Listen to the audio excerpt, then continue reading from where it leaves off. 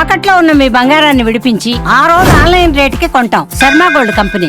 నమస్కారం, welcome to Suman TV. నేను గీతాంజలి. 2025వ సంవత్సరం వచ్చేసింది. మరి ద్వాదశ రాశుల్లో జన్మించిన వారి జాతక ఫలితాలు ఏ విధంగా ఉండబోతున్నాయి? మెరుగైన ఫలితాల కొరకు ఎటువంటి పరిహారాలు వారు చేసుకోవాలి? మంచిగా ఉన్న రాశులు ఏవి, అంటే మంచి ఫలితాలను ఇచ్చేటువంటి రాశులు ఏ ఉన్నాయి, అలాగే చెడు ఫలితాలు ఏ రాశుల వారు అందుకోబోతున్నారు? ఈ వివరాలన్నీ ఇవాళ వీడియోలో నేను మీకు వివరిస్తాను.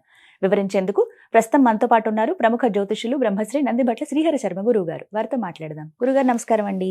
వాగర్థ వివ సంపృక్తౌ వాగర్థ ప్రతిపత్తయే జగతః పితరౌ వందే పార్వతీ పరమేశ్వరౌ. సదాశివ సమారంభాం శంకరాచార్య మధ్యమాం అస్మదాచార్య పర్యంతం వందే గురు పరంపరాం. ఆదిత్యాయ చ సోమాయ మంగళాయ బుధాయ చ గురు శుక్ర శనిభ్యశ్చ రాహవే కేతవే నమః. శృంగేరి జగద్గురు పీఠాధిపతులకి, కంచి పీఠాధిపతులకి నమస్కారములు తెలియచేసుకుంటూ కార్యక్రమాన్ని ప్రారంభిద్దాం. వీక్షించేటువంటి సుమన్ టీవీ ప్రేక్షకులకి గమనిక, ఇప్పుడు మనం చెప్పుకోబోయేటువంటి రాశి ఫలాలు ఏవైతే ఉన్నాయో అవన్నీ కూడా ఆంగ్ల నూతన సంవత్సర గమనాన్ని దృష్టిలో పెట్టుకొని జనవరి 1వ తారీఖు నుంచి డిసెంబర్ 31వ తారీఖు వరకు మాత్రమే ఉన్నటువంటి గ్రహాల స్థితిగతులను బట్టి వివిధ రాశుల వారికి ఏ విధంగా ఉండబోతుందో తెలుసుకుందాం. మనకు సాంప్రదాయానుసారంగా వచ్చేటువంటి ఉగాది నుంచి ప్రారంభమయ్యే రాశి ఫలితాలని, అనగా వచ్చే విశ్వావసునామ సంవత్సరానికి సంబంధించి ఉగాది ప్రారంభమయ్యడానికి అంటే ముందుగా మళ్ళీ ఆ యొక్క ఉగాది సందర్భంగా మళ్ళీ వివిధ రాశుల వారికి సంబంధించి రాశుల ఫలితాలు ఇవ్వడానికి ప్రయత్నం చేస్తాను. కాబట్టి ఇటువంటి దాంట్లో ప్రపంచమంతా అంగీకరిస్తున్నటువంటిది 2025 నూతన సంవత్సరం. అదేవిధంగా మనము కూడా ఆంగ్ల నూతన సంవత్సరం అనేటువంటి భావనతో ఈ యొక్క కార్యక్రమం చేస్తున్నాం. అదే ఉగాది నాడైతే మార్చి 29వ తారీఖు నుంచి మళ్ళీ 2026-28 వరకు ఉండేటువంటి గమనం వరకు ఉండేది చెప్పేటువంటిది. అవి మనం మరియు వీడియోలో తెలియజేసుకుందాం. అదే అడగబోతున్నాను గురుగారు. అంటే సాధారణంగా ఒకటే ప్రశ్న అడుగుతారు, ఉగాది కదా అసలు చెప్పాలి జాతక ఫలితాలు అనేవి, ఈ లోపు ఏంటి అంటే ఒక సాంప్రదాయంగా అది కొనసాగిపోతుంది. అంటే మనకేమని చెప్పబడింది అంటే, ధర్మం ఏం చెప్పబడింది శాస్త్రంలో అంటేనమ్మా, ప్రపంచమంతా ఏది ఒక విషయం గురించి ఒక తాటి మీద ఉంటుందో అది ధర్మమే కూర్చుంటుంది, శాస్త్రమే కూర్చుంటున్నాం. ఇక మరి ద్వాదశ రాశుల వారి జాతక ఫలితాలు తెలుసుకుందాం. ముందుగా గ్రహస్థితులు ఏ విధంగా ఉన్నాయో తెలియచేస్తారా? జనవరి 1, 2025 నుంచి. ఇక గ్రహస్థితిలోకి గనక గమనించుకున్నట్లయితే ముఖ్యంగా గురువు 9th మే వరకు కూడాను ఈ వృషభ రాశిలో సంచారం చేస్తున్నాడు. 9th మే నుంచి మిథున రాశిలోకి సంచారం, 9th మే నుంచి సెప్టెంబర్ 27వ తారీఖు వరకు. ఇక సెప్టెంబర్ 28 నుంచి నవంబర్ 11వ తారీఖు వరకు కర్కాటక రాశిలో. ఇక నవంబర్ 12వ తారీఖు నుంచి డిసెంబర్ 28 వరకు కర్కాటక రాశిలోనే వక్రీకరించే స్థితి పొంది ఉండడం. ఇక శని భగవాన్ల వారిని కనుక చూసుకున్నట్లయితే 15 ఏప్రిల్ వరకు కుంభరాశిలో సంచారం చేస్తున్నారు. 16 ఏప్రిల్ నుంచి అక్టోబర్ 9వ తారీఖు వరకు మీనరాశిలో సంచారం. ఈ మధ్య కాలంలో జూలై 8వ తారీఖు నుంచి వక్రీకరించి మీనరాశిలోనే సంచారం చేస్తున్నాడు. అలాగే అక్టోబర్ 10వ తారీఖు నుంచి కుంభరాశిలో సంచారం చేస్తూ వక్రీకరించి కుంభరాశిలో, నవంబర్ 26వ తారీఖు నుంచి వక్రత్యాగము శని భగవాన్ల వారు చేస్తున్నారు. ఇక రాహుకేతులు కనుక చూసుకున్నట్లయితే 15 మే వరకు కేతువు కన్యలో మరియు రాహువు మీనరాశిలోకి, అలాగే 16 మే నుంచి సింహరాశిలో కేతువు, అలాగే కుంభరాశిలో 16 మే నుంచి రాహుగ్రహ సంచారం జరుగుతుంది. ఇక్కడ గమనించుకున్నట్లయితే ఇక్కడ వీక్షించేటువంటి ప్రేక్షకులకు అందరికీ తెలియజేయాల్సినటువంటి అంశం ఏంటంటే, ముఖ్యంగా అందరూ ఈ ద్వాదశ రాశుల గురించి రాగానే అందరూ ఆలోచించేటువంటిది ముఖ్యంగా శని దోషం, ఏలినాడు శని, అష్టమ శని, అర్ధాష్టమ శని, కంటక శని, యోగ శని, ఈ శని దోషాలు. అయితే ఇక్కడ 15 ఏప్రిల్ వరకు శని కుంభరాశిలో సంచారం చేస్తూ 16 ఏప్రిల్ నుంచి మీనరాశిలోకి సంచారం చేస్తున్నా, ఈ యొక్క జూలై 8 నుంచి మీనరాశిలోనే సంచారం చేస్తూ వక్రీకరించినటువంటి కారణం చేత మళ్ళీ ఈ కుంభరాశి ఫలితాన్ని ఇస్తాడు. అక్టోబర్ 10న కుంభరాశిలోనే వక్రీకరించి ఉన్నటువంటి స్థితిగతుల చేత ఏమవుతుంది, మళ్ళీ మకర రాశి ఫలితాన్ని శని భగవాన్లు ఇస్తారు. కాబట్టి అర్థం చేసుకోవాల్సినటువంటి అంశం ఏంటంటే, ఎవరికి కూడాను ఈ సంవత్సరం శని భగవానుడు యోగదాయకంగా పూర్తిగా లేడు. 12 రాశుల వారికి అష్టమ శని, అర్ధాష్టమ శని, కంటక శని, యోగ శని, దాంపత్య శని, ఈ రాశుల ఈ యొక్క దోషాల, శని దోషాలు ఏదో ఒక సందర్భంలో కొన్ని నెలల పాటు అందరూ రాశుల వారు అనుభవించాల్సిందే తప్ప ఇక్కడ ప్రత్యామ్నాయము లేదు. కాబట్టి ఇక కుంభరాశి వారికి ఏలినాటి శని వెళ్ళిపోతుందని సంతోషం కానీ, ఈ యొక్క సంబంధించి మకర రాశి వారికి ఏలినాటి శని వెళ్ళిపోతుందని సంతోషం కానీ, లేకపోతే కర్కాటక రాశి వారికి అష్టమ శని దోషం పోతుందని కానీ భావించాల్సిన అవసరం లేదు. వృశ్చిక రాశి వారికి అర్ధాష్టమ శని దోషం పోతుందని కూడా భావించాల్సిన అవసరం లేదు. ఎందుకంటే శని మళ్ళీ రుజుమార్గంలో వెళ్ళి మళ్ళీ వక్ర మార్గం చేత వక్రగతిన సంచారం చేస్తున్నటువంటి కారణం చేత 12 రాశులు శని ప్రభావానికి గురవుతాయి. కాబట్టి ఈ సంవత్సరం అన్ని రాశుల వారు శని దోష పరిహారములు ఖచ్చితంగా చేసుకోవలసినదే, అందులో సందేహం లేదు. గురుగారు, గ్రహస్థితులు ఏ విధంగా ఉన్నాయో తెలియజేశారు. మరి సింహరాశి వారి జాతక ఫలితాలు ఏ విధంగా ఉన్నాయో తెలియజేస్తారా? వీక్షించేటువంటి సుమన్ టీవీ ప్రేక్షకులకి ఈ యొక్క 2025 సంవత్సరంలో జనవరి 1వ తారీఖు నుంచి డిసెంబర్ 31వ తారీఖు వరకు సింహరాశి వారికి ఏ విధంగా ఉండబోతుందో తెలుసుకుందాం. ముందుగా గమనించుకున్నట్లయితే ఈ యొక్క సింహరాశిలో జన్మించినటువంటి వ్యక్తులకి 9 మే వరకు గురువు వృషభ రాశిలో నవమ స్థానంలో సంచారం చేస్తూ ఉండడం, దశమ స్థానంలో సంచారం చేస్తూ ఉండడం, అలాగే 9 మే నుంచి సెప్టెంబర్ 27 వరకు లాభస్థానంలో సంచారం, మళ్ళీ సెప్టెంబర్ 28 నుంచి నవంబర్ 11 వరకు కర్కాటకంలోనే. మళ్ళీ ఇక్కడ గమనించుకున్నట్లయితే ప్రధానంగా ఈ యొక్క ఇటు శని బలము మరియు గురు బలము తక్కువగా ఉన్నటువంటి కారణం చేత కొన్ని ఇబ్బందికర పరిస్థితులు అనేటువంటివి ఈ సింహరాశిలో జన్మించినటువంటి వారు ఈ సంవత్సరం ఎదుర్కోబోతున్నారు. కాబట్టి ఇబ్బందులు అనేటువంటివి ముందుగానే మనకు ఉన్నాయని తెలుసుకున్నప్పుడు దాని నుంచి ఎలా బయటపడాలో అనేటువంటి ఆలోచనతో క్రమశిక్షణతో గనక ఉన్నట్లయితే ఈ సింహరాశి వారికి ఈ యొక్క 2025 సంవత్సరం అంతా కూడాను ఆనందదాయకంగా ఉంటుందని చెప్పవచ్చు. అయితే ఇక్కడ గమనించుకున్నట్లయితే ప్రధానంగా మార్చి 30వ తారీఖు వరకు గురువు వక్రీకరించి ఉండడం, నవమ స్థాన ఫలితాన్ని ఇవ్వడం, తద్వారా ఏమవుతుంది, ప్రధానంగా విదేశీయానానికి సంబంధించి చేయ ప్రయత్నాలన్నీ కూడాను కొలిక్కి వస్తాయి. విదేశీ విద్య లేదా విదేశంలో ఉద్యోగం కోసం ప్రయత్నం చేసే సింహరాశిలో జన్మించినటువంటి వాళ్ళకి అంతా శుభకరంగా ఉంటుందని చెప్పవచ్చు.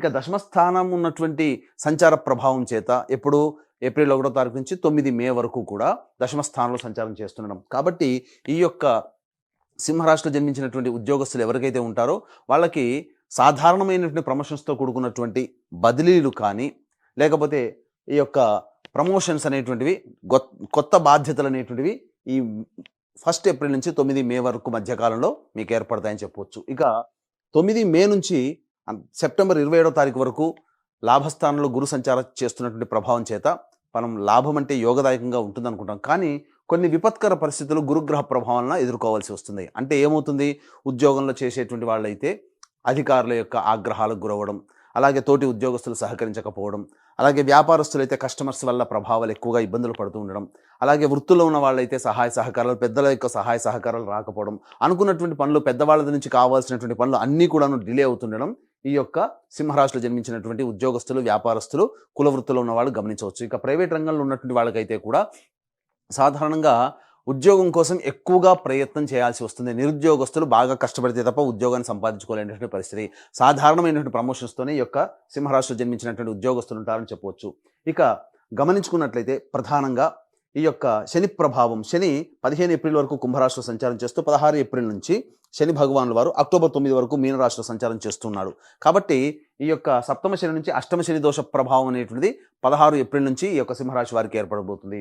అయితే అష్టమ శని దోషం వల్ల చాలా ఇబ్బందులు అనేటువంటివి ఉంటాయి, కానీ ఎక్కువ కాలం ఉంటుంది. అంటే జూలై 8వ తారీఖు నుంచి మళ్ళీ వక్రీకరించి స్థితి పొంది ఉండడం, మళ్ళీ సప్తమ శని ప్రభావాన్ని కలిగి ఉండడం, తర్వాత అక్టోబర్ 10న కుంభరాశిలో సంచారం చేస్తూ వక్రీకరించి స్థితి పొంది ఉండడం, అక్టోబర్ 10వ తారీఖు నుంచి నవంబర్ 26వ తారీఖు వరకు ఉన్నటువంటి సమయం ఏదైతే ఉంటుందో ఈ యొక్క సింహరాశిలో జన్మించినటువంటి వారికి శని అనుకూలంగా ఉండేటువంటి సమయం ఈ సమయం మాత్రమే. మిగతా సమయంలన్నీ కూడాను ఇబ్బందికర పరిస్థితులు అనేటువంటి సింహరాశి వారికి గోచరమవుతున్నాయి.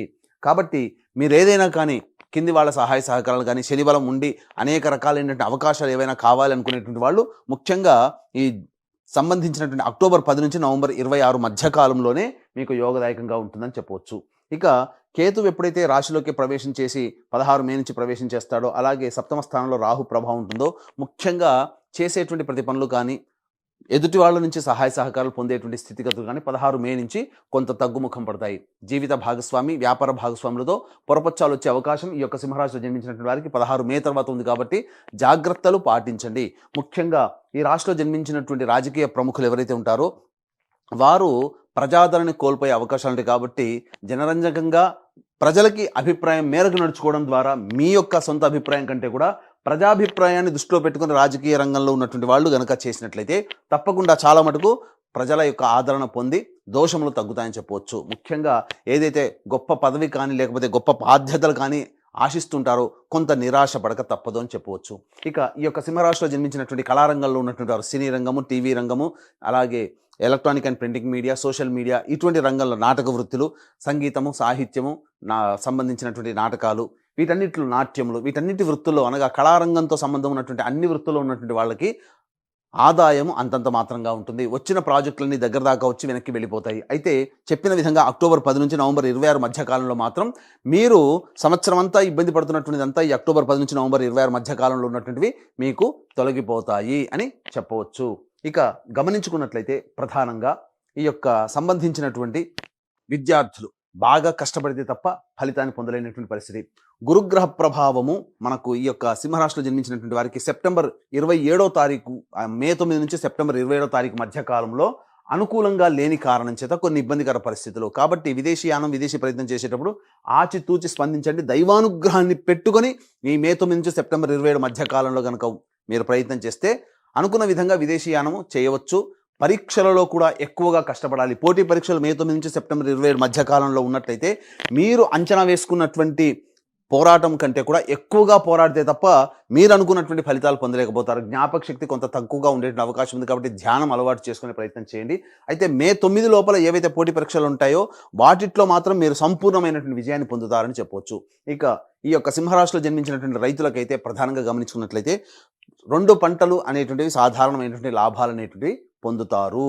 కాబట్టి అత్యాశకు పోయి కొత్త పంటలు వేయడం లేదా కమర్షియల్ పంటలు వేయడం తద్వారా ఉన్న లాభం కంటే నష్టం ఎక్కువగా వచ్చే అవకాశం ఉంది. కాబట్టి తెలిసిన పంటలోనే మీరు పూర్వం వల్లనే మీరు వేసుకున్నట్లయితే ఈ యొక్క సంవత్సరం కొంతవరకు మీరు కష్టాలు నష్టాల నుంచి బయటపడవచ్చు అని చెప్పవచ్చు. అయితే ప్రధానంగా డబ్బులు అనేటువంటిది ఈ మే 9 నుంచి సెప్టెంబర్ 27 మధ్య కాలంలో ఎవరికి అప్పుగా ఇవ్వకండి. లేదా రాని బాకీలు వసూలు కావడం కోసం చాలా కష్టపడాల్సి వస్తుంది. ఈ యొక్క సందర్భంగా మీకు గమనించుకున్నట్లయితే ప్రధానంగా ధనానికి సంబంధించినటువంటి ఏవైతే ఉంటాయో అవి ప్రధానంగా సెప్టెంబర్ 28 నుంచి నవంబర్ 11 మధ్య కాలంలో పుణ్యక్షేత్ర సందర్శనము కానీ లేకపోతే ఎన్జిఓ కార్యక్రమాలకి మీ డబ్బు వినియోగిస్తుంటారు. అంటే సేవా దృక్పథంతో మీ యొక్క డబ్బులు ఖర్చు అవుతాయని చెప్పవచ్చు. ఇక గమనించుకున్నట్లయితే ఈ యొక్క ప్రధానంగా మళ్ళీ నవంబర్ 12 నుంచి డిసెంబర్ వరకు కూడా కర్కాటకంలో వక్రీకరించినటువంటి కారణం చేత మే 9 నుంచి సెప్టెంబర్ 27 మధ్య కాలంలో ఎలాంటి పరిస్థితులు ఉంటాయో నవంబర్ 12 నుంచి డిసెంబర్ 28 వరకు కూడాను అలాంటి పరిస్థితులే మీకు ఉంటాయని చెప్పవచ్చు.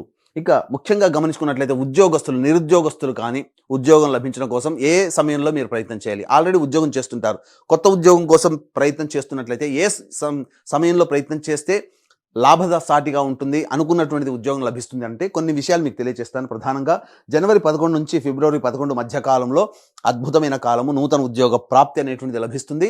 లేదా కొత్త ఉద్యోగం కోసం ప్రయత్నం ఈ సమయంలో చేస్తే చాలా బాగుంటుంది. అలాగే ఇంకొక సమయం ఏంటంటే మే 13 నుంచి జూన్ 14 మళ్ళీ జూలై 15, మే 13 నుంచి జూలై 15 మధ్య కాలము అద్భుతమైనటువంటి సమయం. ఈ సమయంలో కూడా మీరు కొత్త ఉద్యోగం కోసం ప్రయత్నం చేయొచ్చు. నిరుద్యోగస్తులకి ఈ యొక్క మే 13 నుంచి జూలై 15 మధ్య కాలంలో ఉద్యోగం లభించే అవకాశం ఉంటుంది. ఇక మళ్ళీ ఎప్పుడు ఉంటుంది మళ్ళీ ఈ సంవత్సరంలోనంటే అక్టోబర్ 16 నుంచి నవంబర్ 15 మధ్య కాలంలో మీరు ఏదైతే కొత్త ఉద్యోగం కోసం ప్రయత్నం చేస్తారో కొత్త ఉద్యోగంలో మీరు రాణించేటువంటి అవకాశం ఉంటుంది. ఇక ప్రధానంగా ఎఫ్ఎంసీజీ రంగము, ఫుడ్ సంబంధించినటువంటిది, జనరల్ స్టోర్స్, రెస్టారెంట్ బిజినెస్, విద్యాలయ సంస్థలు నడిపేటువంటి వాళ్ళు, అలాగే జ్యువెలరీ రంగంలో ఉన్నటువంటి వారు, పూజా స్టోర్సు, పండ్ల వ్యాపారస్తులు, పికిల్ అనగా కర్రీ పాయింట్ నడుపుకునేటువంటి వాళ్ళు, తీర్థయాత్రలు చేసేటువంటి వాళ్ళు, ఇట్లాంటి వ్యవహారం, సూపర్ మార్కెట్ నడిపేటువంటి వాళ్ళు, ఎవరైతే ఫుడ్కు సంబంధించినటువంటి వ్యవహారంలో ఉన్నట్టున్నారో వాళ్ళు ఏదైనా వ్యాపార విస్తరణ చేయాలి అనుకున్నప్పుడు మీరు జనవరి 1 నుంచి మే 9వ తారీఖు లోపలనే మీరు ప్రయత్నాలు ప్రారంభించండి. తత్ఫలితంగా మీరు ఆ మే 9 తర్వాత చేసే ప్రయత్నాలన్నీ కూడాను మందకొడిగా సాగుతాయి. లాభం కంటే కొంత నష్టం కూడా చవి చూడాల్సి వస్తుంది. కాబట్టి మే 9 లోపలనే, జనవరి 1 నుంచి మే 9 లోపలనే ఈ రంగంలో ఈ వృత్తుల్లో ఉన్నటువంటి వాళ్ళు తప్పకుండా ప్రయత్నం చేస్తే మీరు అభివృద్ధి బాటలో ఉంటారని చెప్పవచ్చు. ఇక చర్మ సంబంధమైనటువంటి చర్మ సంబంధమైనటువంటి వ్యాపారస్తులు, స్టీల్ వ్యాపారస్తులు, ఐరన్తో వ్యాపారం చేసేటువంటి వాళ్ళు, ఎడిబుల్ ఆయిల్స్, అలాగే సంబంధించి ఆటో ఆయిల్స్ రంగంలో ఉన్నటువంటి వాళ్ళు, ఐరన్తో ఉన్నటువంటి ఏ వృత్తిలో ఉన్నటువంటి వాళ్ళైనా కానీ ప్రధానంగా అక్టోబర్ 10 నుంచి నవంబర్ 26 మధ్య కాలంలో ఉన్నటువంటి సమయం అద్భుతంగా ఉంటుంది. ఈ సింహరాశిలో జన్మించినటువంటి వారికి నూతన ప్రయత్నాలు అనేటువంటి చేయకుండా ఉండడమే మేలు అనేటువంటి విషయాన్ని గమనించుకోవాలి. ఈ యొక్క సింహరాశిలో జన్మించినటువంటి వారికి ప్రధానంగా మే 9వ తారీఖు లోపల లాయర్లుగా ఉన్నటువంటి వాళ్ళకి ప్రమోషన్స్ అనేటువంటి ఉంటాయి, పదవి లభిస్తుంది. అలాగే రియల్ ఎస్టేట్ రంగంలో ఉన్నటువంటి వారు కొత్త ప్రాజెక్టులు చేపట్టకపోవడమే చాలా మంచిది అనేటువంటి విషయాన్ని గమనించుకోవాలి. ఉన్న ప్రాజెక్టుని కంటిన్యూ చేసుకుంటూ ఏదైనా కానీ అభ్యంతరంగా ఇంకా నిరభ్యంతరంగా చేయాలి, తప్పదు, గత్యంతరం లేని పరిస్థితుల్లో వ్యాపార విస్తరణ చేయాలి అంటే ఎక్కువ డబ్బుని అప్పుగా తెచ్చి మాత్రం చేయకండి. ఉన్న దాంతోనే మీరు సర్దిపుచ్చుకునే విధంగా ఈ సంవత్సరం గడుపుకున్నట్లయితే సింహరాశిలో జన్మించినటువంటి రియల్ ఎస్టేట్ వ్యాపారస్తులు, లాయర్ సంబంధించినటువంటి వాళ్ళు, మైనింగ్ వ్యాపారస్తులు, వీళ్ళందరూ కూడా ఎలక్ట్రికల్ అండ్ ఎలక్ట్రానిక్స్ రంగంలో ఉన్నటువంటి వారు వీళ్ళందరికీ కూడాను యోగదాయకంగా ఉంటుంది. ఎప్పుడు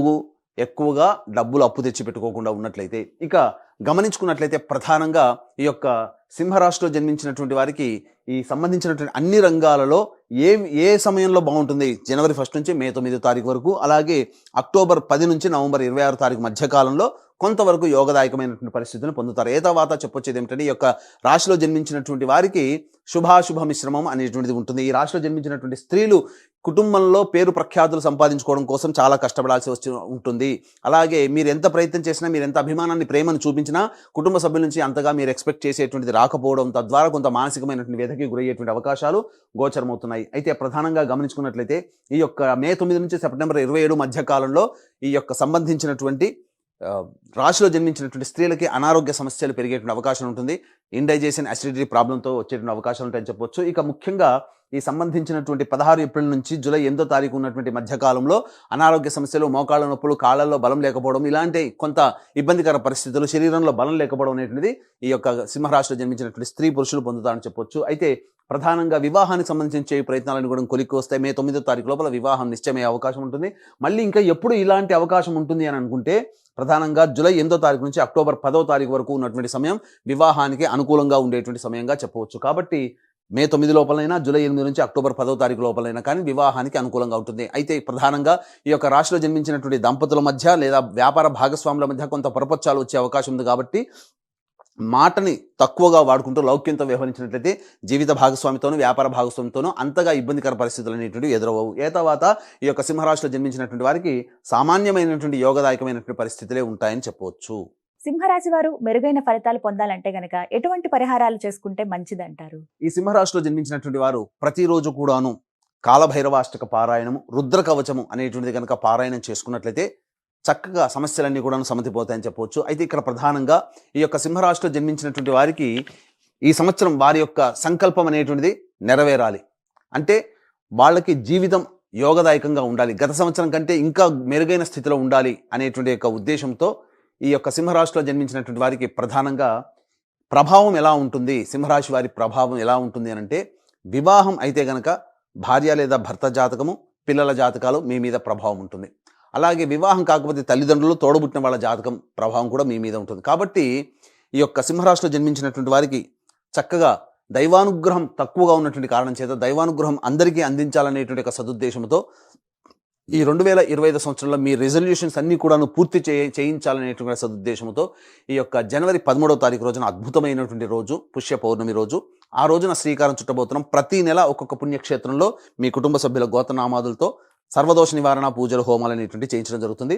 అలాగే శని ప్రభావము 12 రాశుల వారికి ఉంటుంది. కాబట్టి గత జన్మ కర్మదోష నివారణార్థమై హోమాది కార్యక్రమాలు ప్రతి నెల ఒక్కొక్క పుణ్యక్షేత్రంలో ఒక్కొక్క రోజున చేయించడం జరుగుతుంది మీ కుటుంబ సభ్యుల గోత్రనామాలతో. వీరికి సంబంధించినటువంటి వివరాలకి సంబంధించినటువంటి రిజిస్ట్రేషన్ వివరాలు కార్యక్రమ తదనంతరం కాంటాక్ట్ చేసి తెలుసుకోవచ్చు. అలాగే తండ్రి వైపు, భర్త వైపు 6 తరాలు, తల్లి వైపు, భార్య వైపు 3 తరాల్లో ఏమైనా కుటుంబంలో దుర్మరణాలు ఉన్నా, అలాగే liver problem, kidney problem, cancer రోగాలతో మరియు 60 సంవత్సరాల లోపల మీ కుటుంబ సభ్యులు ఏ విధంగానైనా చనిపోయినా వాటిని పితృదోషం అని అంటారు. కాబట్టి ఇటు పితృదోష నివారణకి ప్రతి నెల కూడాను పితృదోష నివారణ కార్యక్రమాలు జరిపించడం జరుగుతుంది. అవకాశం ఉన్న వాళ్ళు కార్యక్రమ తదనంతరం కాంటాక్ట్ చేసి తెలుసుకోవచ్చు.